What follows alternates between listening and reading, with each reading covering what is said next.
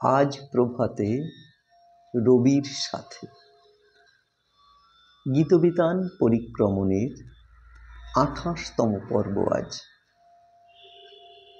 আজকের এই পর্বে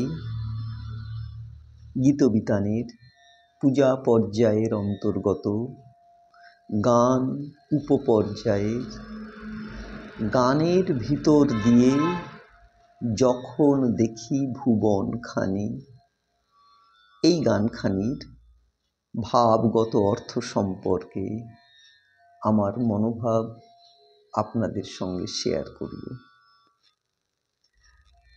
দাদরা তালে খামাজের সুরে এই গানখানিকে কবি ১৯১৮ সালে রচনা করেছিলেন।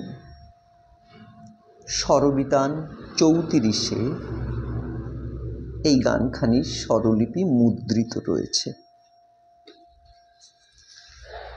গানখানিতে কবি লিখছেন, গানের ভিতর দিয়ে যখন দেখি ভুবনখানি, তখন তারে চিনি, আমি তখন তারে জানি। তখন তারে আলোর ভাষায়, আকাশ ভরে ভালোবাসায়, তখন তারি ধুলায় ধুলায় জাগে পরম বাণী।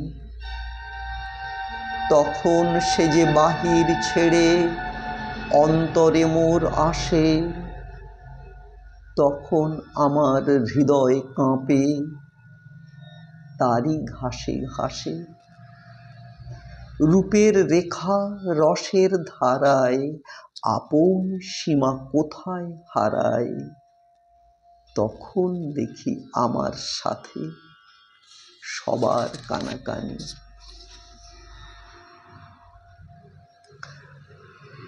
কবি এই গানখানির মধ্য দিয়ে জগৎ সংসারকে দেখতে চেয়েছেন, বুঝতে চেয়েছেন, অনুভব করতে চেয়েছেন এবং গান দিয়ে, দেখুন, ছন্দ, লয়, সুর এগুলো যখন কথার সঙ্গে যুক্ত হয় তখন আমরা তাকে গান বলে থাকি। আবার এই বিশ্ব প্রকৃতির সব কিছুই চলছে ছন্দ, তাল, লয় মেনে। কবি অন্য গানে লেখেন, নাচে জন্ম, নাচে মৃত্যু, তালে তালে। আবার এই ছন্দ, লয়, তাল অর্থাৎ সঙ্গীত যে শুধু বহির প্রকৃতিতেই ব্যপ্ত হয়ে রয়েছে তা কিন্তু নয়, রয়েছে আমাদের অন্তর প্রকৃতিতেও। আমাদের নাড়ির স্পন্দন, আমাদের হৃৎপিণ্ডের স্পন্দন, সেও তো একটা ছন্দ মেনে চলে। কবিতাই অন্তর প্রকৃতির গান দিয়ে বহির প্রকৃতিকে ছুঁতে চাইছেন, দেখতে চাইছেন, জানতে চাইছেন, বুঝতে চাইছেন। কবি অন্তর প্রকৃতিতে ডুব দিয়ে বহির প্রকৃতির উপাদানগুলিকে উপলব্ধি করে আত্মহারা হয়ে যেতে চাইছেন, আত্মমগ্ন হয়ে থাকতে চাইছেন। কবি অন্তরতে লিখছেন, তখন তারি আলোর ভাষায়, আকাশ ভরে ভালোবাসায়, তখন তারি ধুলায় ধুলায় জাগে পরম বাণী। কবি লিখছেন, যদি আমরা চিদাকাশ দিয়ে বহির প্রকৃতির আকাশকে বা বহির প্রকৃতির আকাশ দিয়ে চিদাকাশকে উপলব্ধি করতে পারি, তবে হৃদয়ের ভালোবাসা বিশ্ব ভালোবাসায় পরিণত হবে। আবার বিশ্ব প্রকৃতির প্রতিটি ধূলি কণায় ফুটে উঠবে হৃদয়ের ভালোবাসারই চরম বাণী।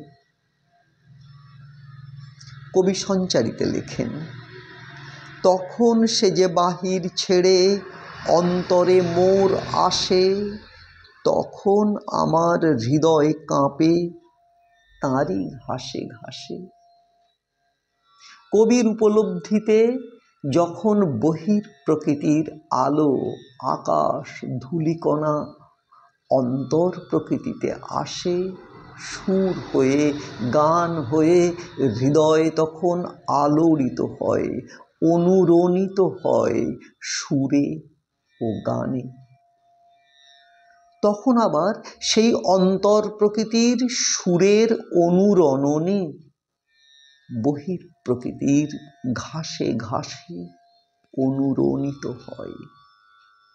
এইভাবে অন্তর বাহির একাকার হতে থাকে।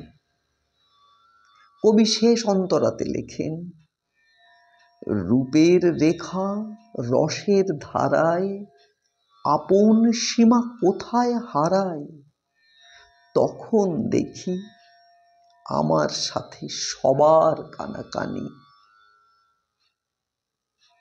যখন আমাদের অন্তর বাহির একাকার হয়ে যায়, তখনই কেবলমাত্র আমরা পূর্ণ হয়ে উঠি, আমরা পূর্ণত্বের দাবিদার হয়ে উঠতে পারি।